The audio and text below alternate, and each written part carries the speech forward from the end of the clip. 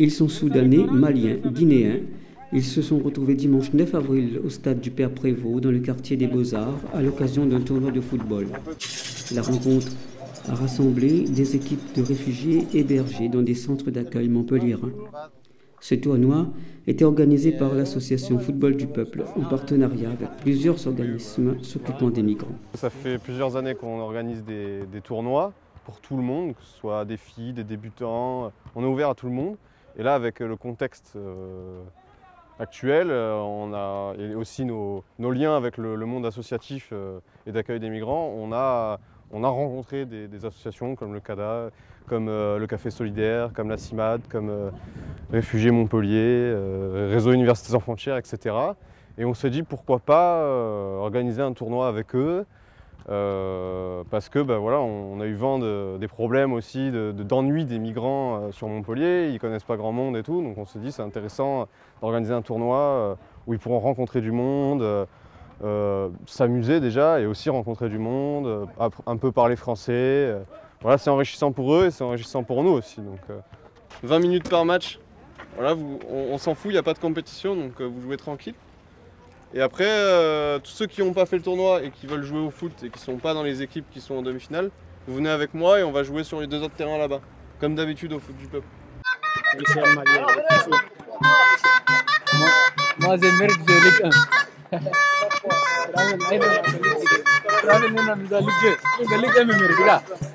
Bon, on joue contre qui? Ok, pas de problème.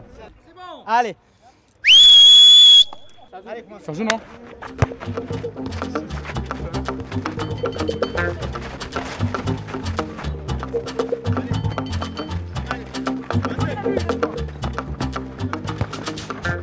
Il y a des réfugiés qui viennent de Soudan, il y a des réfugiés qui viennent de Syrie, il y a des qui participent au tournoi ou partout.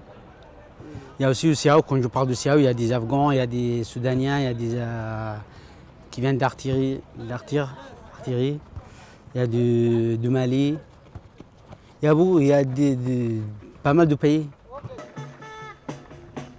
On met en avant le côté plaisir collectif, plus que le meilleur qui va gagner, qui va faire gagner le match à son équipe. Mais si, en fait, pour donner un exemple, si le meilleur de l'équipe marque 10 buts, que l'équipe gagne 10-0, mais que dans son équipe, ils n'ont pas touché la balle, ses collègues, ils ne se seront pas amusés. Donc moi, je préfère perdre, mais m'être beaucoup amusé.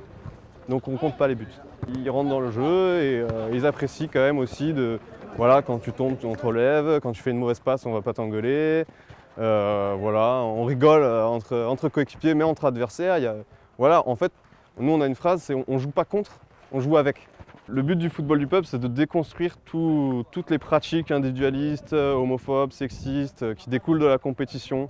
Donc notre but, c'est de faire en sorte que, par exemple, si un débutant vient au foot du peuple, eh bien, il va être accueilli correctement, il va recevoir des ballons, il va pouvoir s'amuser et progresser. Ça me fait du bien parce que du coup, ça me permettra de faire la connaissance avec des autres que je ne connaissais pas avant. Ouais. Ouais. Et c'est quoi là? Tu apprends à connaître d'autres personnes aussi?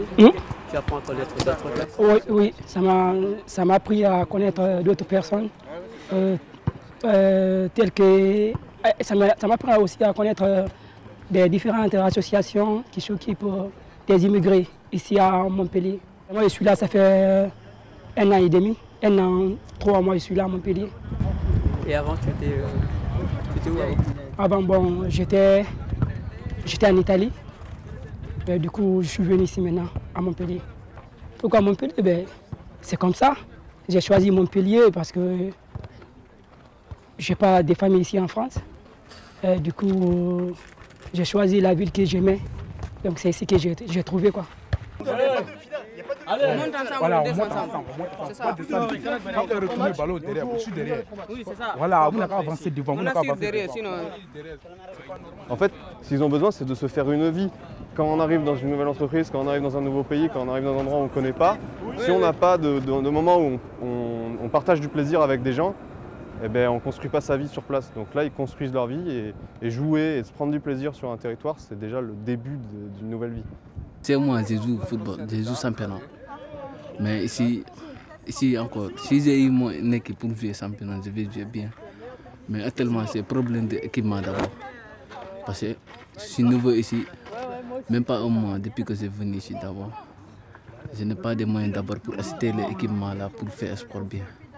Mais franchement, j'aime foot bien, j'aime foot. Resta. Ouais.